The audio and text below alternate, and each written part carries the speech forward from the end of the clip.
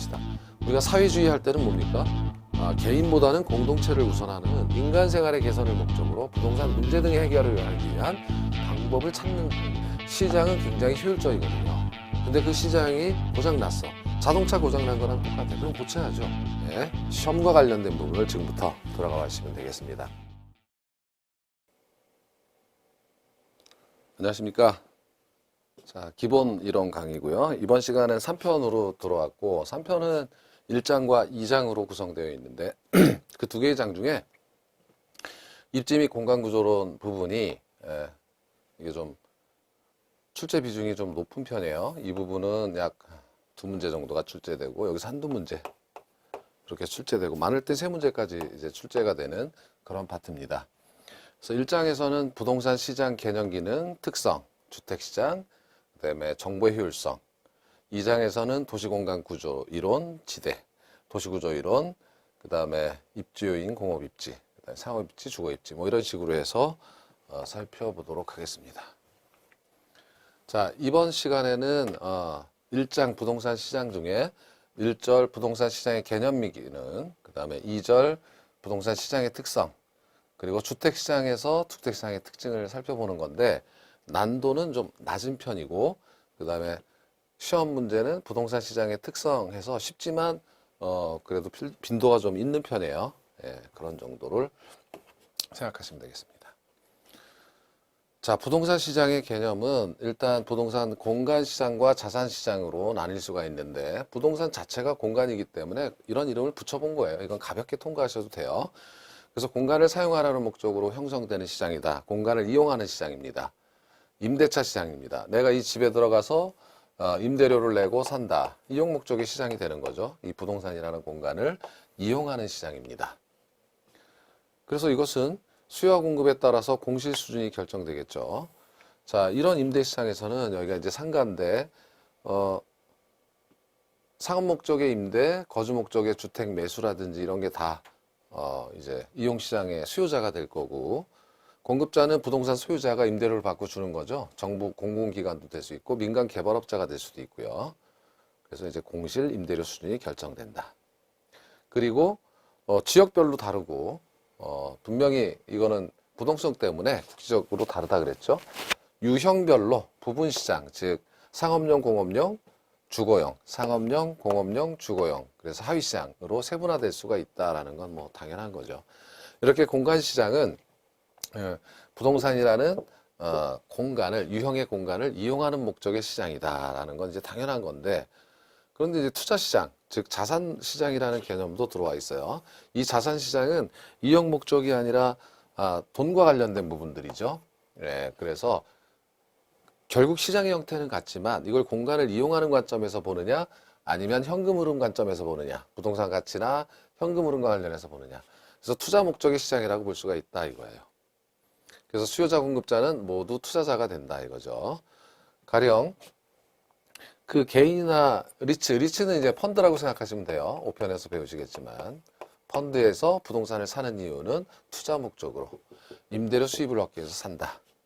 공급자도 부동산 소유자가 투자 목적으로 팔거나 임대를 주는 거겠죠. 뭐 이렇게 민간 개발업자 등이 수익을 얻기 위해서 부동산 개발해서 개인이나 펀드에 넘기면 개인이나 펀드가 사는 그런 시장이겠죠. 그래서 이 부분에서는 상대적으로 시장 세분화가 중요하지 않다는 이유는 실제 공간 시장에서는요. 어느 지역의 부동산인가 시장 세분화 어느 지역의 부동산인가가 중요해요. 내가 서울에서 장사할 거면 서울에서 사야 됩니다. 부산에서 장사할 거면 부산에서 상가를 사야 됩니다. 그래서 공간을 이용하는 시장이기 때문에 굉장히 중요하지만 상업용이냐 주거용이냐 공업용이냐도 목적에 따라 세분화가 되는 것이 중요하지만 투자 목적의 시장에서는 그것이 서울이든 부산이든 돈만 되면 됩니다. 그것이 상가든 주택이든 돈만 되면 됩니다. 그래서 시장 세분화가 상대적으로 중요하지 않다 뭐 이렇게 얘기를 하는 거예요. 자, 이러한 공간 시장과 자산 시장은 부동산 개발업자를 통해서 매개되어 있다 이거예요. 그래서 부동산 공간 시장 아까 보셨던 임대 시장이고 자산 시장은 투자 목적의 시장인데 이 둘이 부동산 개발업자를 통해서 연계가 되어 있다 이런 거죠. 그래서 부동산 개발업자는 투자 목적의 시장에서 자금을 끌어모아서 임대시장, 이용시장의 이용자들에게 공급하는 역할을 한다. 뭐 이렇게 부동산 개발업자가 이런 일을 한다. 이런 겁니다. 그러면 부동산 시장은 어떤 기능을 하는가라는 건데 이미 우리는 2장 2편에서 수요공급이라고 해서 시장에 대해서 좀 봤어요. 마찬가지입니다. 시장에서는 교환이 일어나죠. 부동산과 현금 주고 부동산을 거래한다든지 부동산을 물물 교환한다든지 부동산과 다른 지화랑 교환한다든지 뭐 이런 건데 대부분 부동산과 현금이 거래되겠죠. 돈을 주고 부동산을 사고 교환을 합니다. 교환 기능. 수급 조절 기능은 수급 조절이라는 것은 초과 수요와 초과 공급을 즉 불균형 상태를 균형 상태로 만들어주는 것을 수급 조절이라고 하는 거죠. 당연히 수급 조절 기능이 있어요. 초과 수요일 때는 가격이 올라가서 균형 상태로 갖다 주고 초과 공급일 때는 가격이 하락해서 균형 상태로 갖다 놔주겠죠. 그러나 거미집 모형에서 보셨지만 거미집 모형 기억나시죠? 지난 시간 거미집 모형에서 보셨지만 이게 원활치 않아서 가격 왜곡 현상이 나타날 수 있어요. 균형이 바로 가는 게 아니죠. 균형에 올라가기 위해서는 이렇게 가격 급등, 가격 왜곡이 나타납니다. 초과 공급이면 가격 급락, 뭐 이런 식으로 해서 균형에 들어가니까 수급 조절이 원활치 않고 균형에까지 오랜 시간이 걸리고 또 가격 왜곡 현상이 급등 급락이 나타날 수가 있다. 뭐 이런 내용이 되겠습니다. 자, 세 번째 특성은 가격이 창조된다. 시장이 없으면 거래가 안 될 거고 그럼 가격이 형성되지 않겠죠. 자원 배분. 기본적으로 자원 배분 기능은 시장의 기능이에요. 시장에 의해서. 그래서 지리적 토지 이용 형태를 결정한다. 용도별로 상업용은 비싼 곳에 들어가는 거고 뭐 이렇게 되겠죠.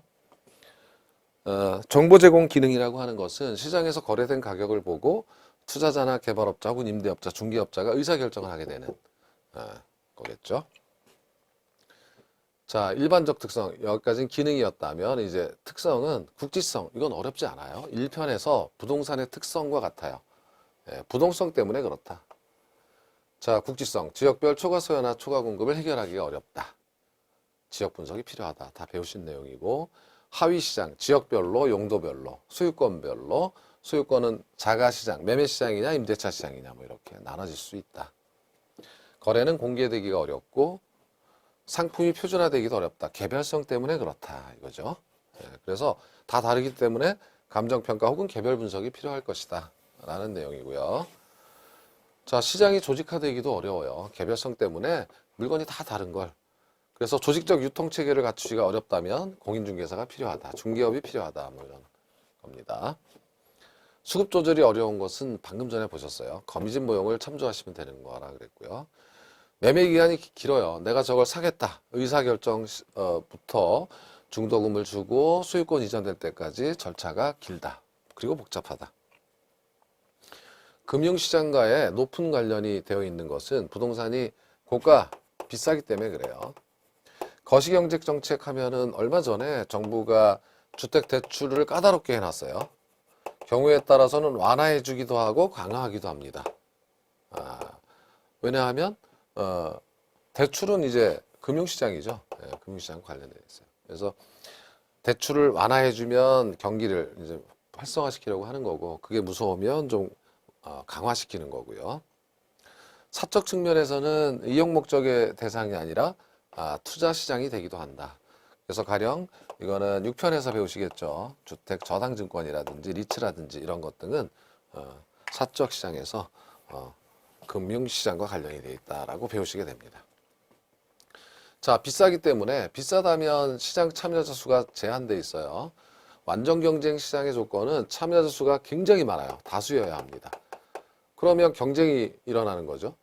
그래서 가격 조작이 어렵지만 불안전 경쟁 시장이 된다 이거예요. 비싸기 때문에. 또 비싸기 때문에 자금의 유용성이 중요하겠죠. 자기 돈으로 사는 사람이 거의 없어요.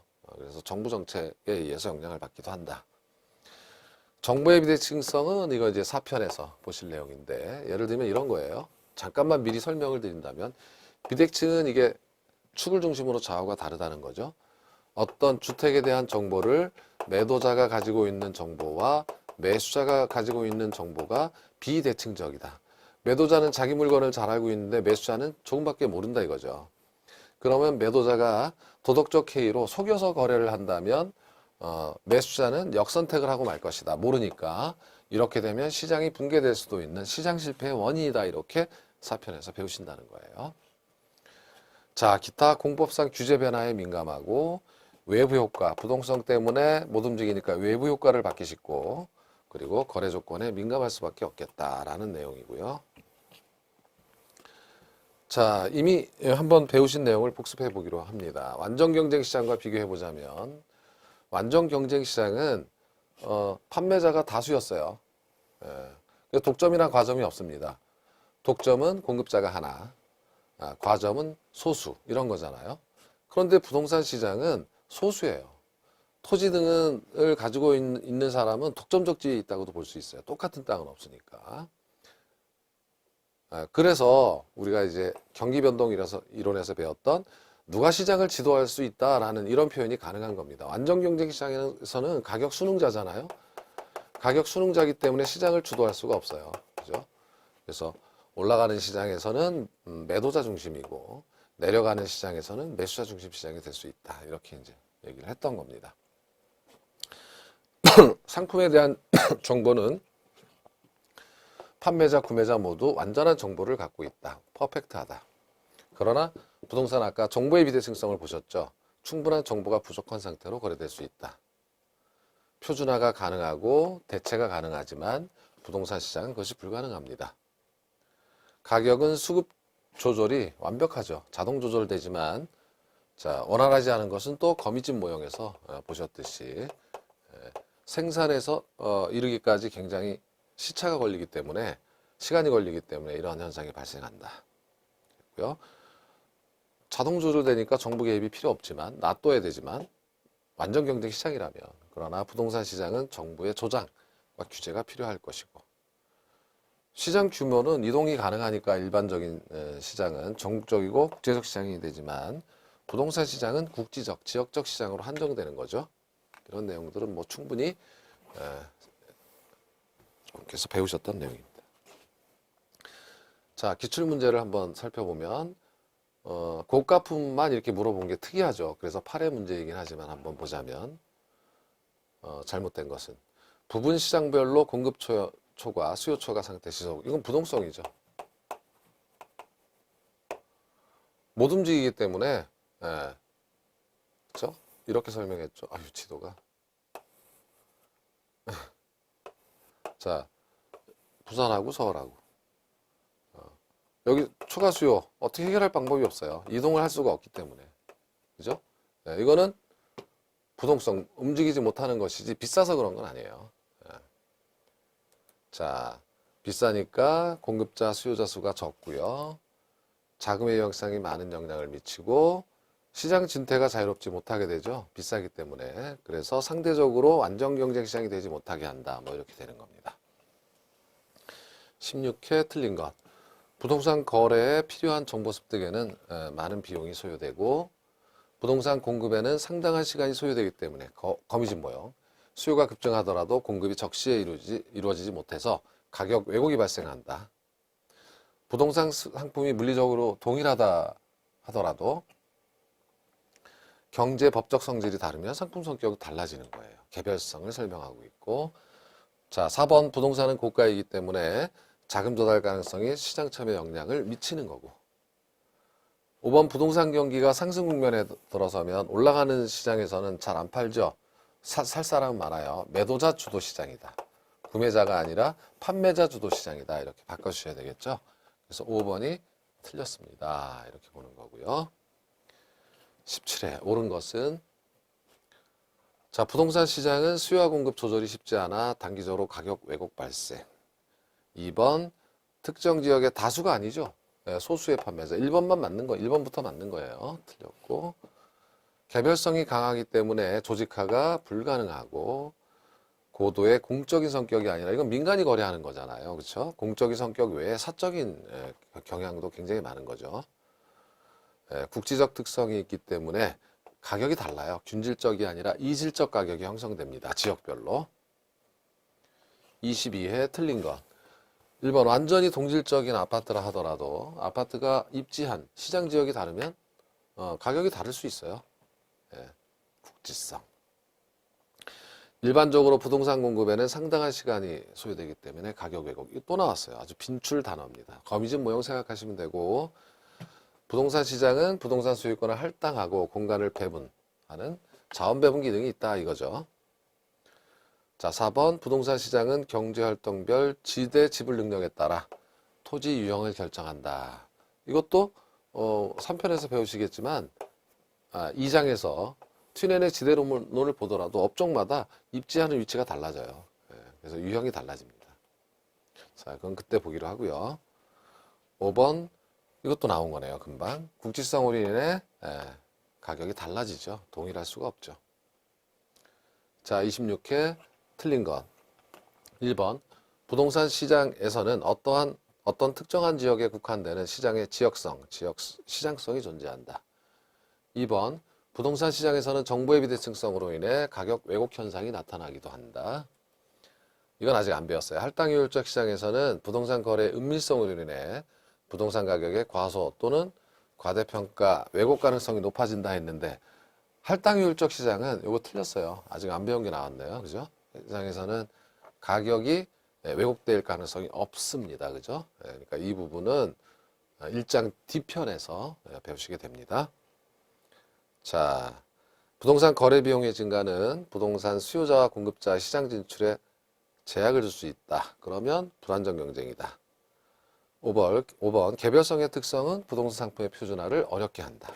그리고 시장을 복잡하고 다양하게 한다. 뭐 이런 정도니까 어렵지 않은 지문들이야. 3번 아직 안 배우셨고요. 자, 그 다음 이제 주택시장을 보는 건데요. 주택시장의 특성 해가지고, 주택시장은 소비재, 주택 서비스에 대한 수요. 내가 이 집을 우리 가족들하고 들어가서 생활을 하기 위해서, 그럼 소비하기 위해서 산 거예요.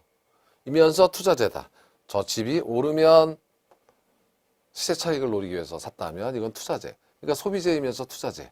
그러니까 아까 보셨던 공간 시장이기도 하면서 자산 시장이기도 하다. 주택 시장도 마찬가지다. 주택을 보더라도 소비재이면서 투자재일 수 있다. 이런 겁니다. 자, 그리고 저량 공급이 일반적으로 재고주택이죠. 저량은 일정 시점에서 존재하는, 이게 굉장히 많아요. 시장에서. 가령 1년을 기준으로 2016년 1월부터 12월까지 새로 지어진 집하고 기존에 있는 집하고 비교해 보면 새로 지어진 건 2, 3%도 안 되겠죠. 1년 동안. 그래서 저량 위주의 구성을 갖고 있는 거예요. 일반 제화는 새 제품 위주로 거래되는데 부동산은 중고 위주로 거래될 수밖에 없죠. 수명도 길고 재고가 많기 때문에, 저량 공급이 많기 때문에. 자, 그럼 여기서 주택 서비스 혹은 주거 서비스라는 개념은 무엇일까라고 하면, 이것은 주택으로부터 얻는 효용입니다. 집에서 잠을 자고 밥도 먹고, 그죠? 가족 생활을 영위하는 그런 효용을 얻습니다. 그 서비스에 대한 수요라는 거죠. 이 주택이라는 물리적 실체를 수요하는 것이 아니라 주택으로부터 얻는 서비스를 수요하는 겁니다. 본질적으로 여기 소비재일 때. 이 얘기는 어떤 뜻이냐면, 주택이라는 것이 물리적으로는 상당히 이질적이에요. 이 주택이 아파트일 수도 있고 단독주택일 수도 있고 연립 혹은 빌라일 수도 있고 등등 굉장히 많은 유형의 이질적 집합이지 않습니까? 물리적으로는. 그럼 우리가 수요 공급 분석을 할 때 수요와 공급, 주택 시장이라는 이 거대한 시장을 주택이다 해서 분석하기가 너무 어렵다는 거죠. 이게 동질화가 안 돼 있는 상태라서. 이거 아파트 시장 따로, 단독주택 시장 따로, 또 지역별로도 따로따로 이렇게 해야 되는 거 아닙니까? 라는 거죠. 그러면 주택 시장이라는 커다란 범주로서의 분석은 못하는가? 수요 공급을 할 수 있다. 개념상으로 같다고 보는 거죠.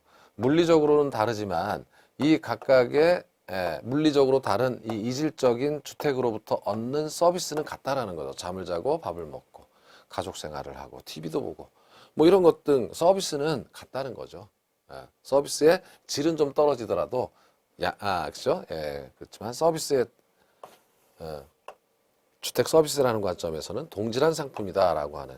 그래서 이제 여기 주택이라고 쓰지 않고 주택 서비스에 대한 수요 공급이다라고 하면 주택시장 전체를 분석할 수 있는 개념이 된다라는 거예요.